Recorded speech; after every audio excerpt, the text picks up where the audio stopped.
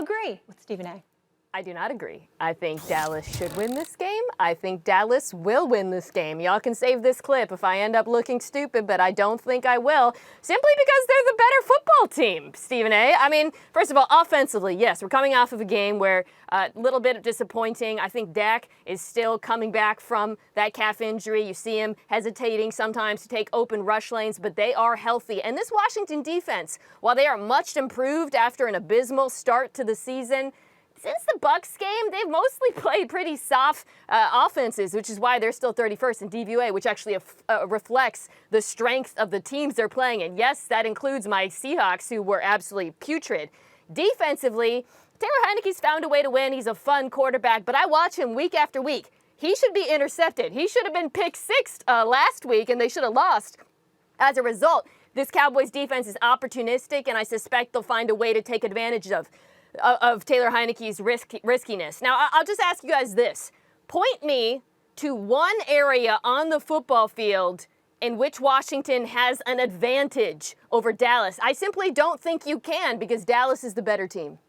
Well, first of all, a couple of things, Mina. And put Mina on the screen, please. I want to look at Mina when I'm saying what I'm about to say. First of all, you ain't got to smile when you say you disagree with me. I mean, my goodness, just smiling, laughing at me in advance. I get where you're coming from, Mina. I didn't do that to you when you already been wrong about Seattle. I didn't do that to you, okay? And oh, by the way, I certainly don't think you're foolish. None of us are flawless. We're all flawed in our own way. None of us are perfect, okay? We're more right than wrong, but sometimes that's how it goes. Here's the deal with the Dallas Cowboys.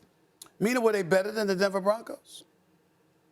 No. No, not at all. Not at all. Not at all. I mean, we've seen this team. We've seen this team. They were injured, yeah, but even injured, they were considerably better. And they certainly didn't deserve to be down 30-0 at one point in that game. But somehow, some way, that's what happened. And all I'm trying to say to you is this.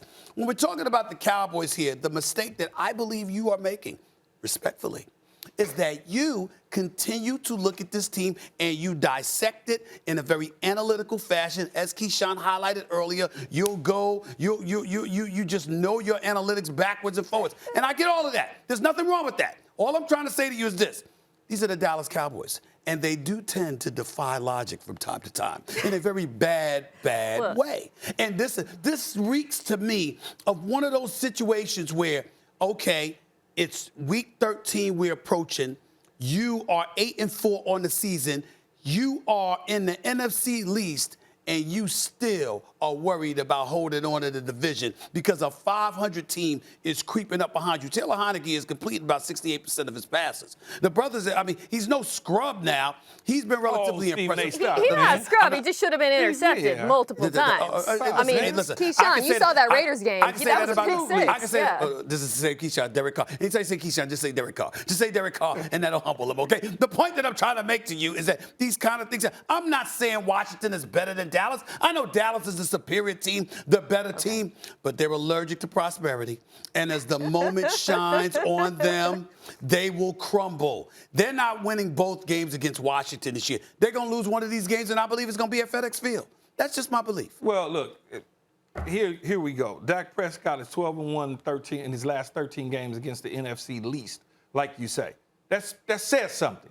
That says that he walks into the building with his chest stuck out. Not only that, whether Ezekiel Elliott is healthy or not, they got a dude named Tony Pollard. If he gets the touches that he deserves to get, you can push Zeke on out the way and allow him to carry the running game. On top of that, we already know about all the skill positions and the weapons. Then on the defensive side of the ball, DeMarcus Lawrence is coming back. Now he gets an opportunity to start to play again and get the reps underneath his belt. Diggs, on the other hand, he's coming back to form because they don't have – I mean, I like McLaurin, I like the receiver, but they don't have a plethora of wide receivers that you have to worry about. So now you can play your real defense the way you want to. You can get after the quarterback the way that they're built to do. And look, man, at the end of the day, they know what's at stake, Stephen A. Yes, every now and then there is a hole in the boat, but they got to figure out how to keep it from leaking.